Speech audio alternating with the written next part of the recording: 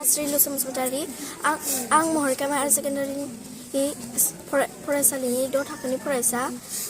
दिनै जों गुनसब होनो हायैनि जाहोना जादों बिगियान आरो सानखान्थिया इंराजि फैनायनि थाखाय जों होनो हादिया। आसाम सरकारा थाबैनो जोंनो बर' बिजोंनि सोंथि बिलाइखौ होनांगोन। जों बेखौनो आसाम सरकारनिसिम खावलायनाय थाबाय। मुस्रि सरबजिगारि आं जोंनि स्कुलनि नामा हायार सेकेन्डारि स्कुल 6 थाखोआव फरायो।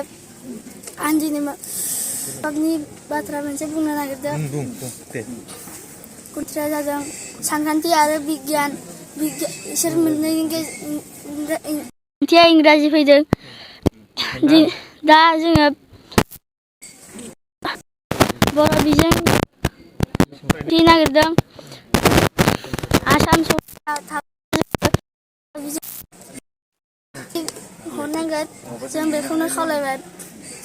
Good news for everyone. For the academic year 2024-2025, admissions to playgroup, nursery, LKG and UKG are underway at Bidyavili Kids School in Habubari, Kokrajhar. This Bidyavili Kids School has many facilities for students like smart class and daycare,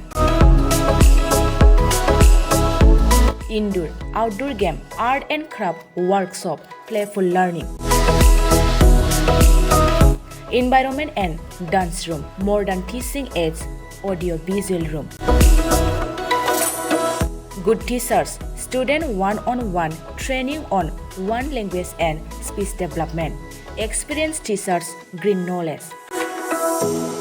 Why are you waiting for the admission? Call 6900 304050 for more details.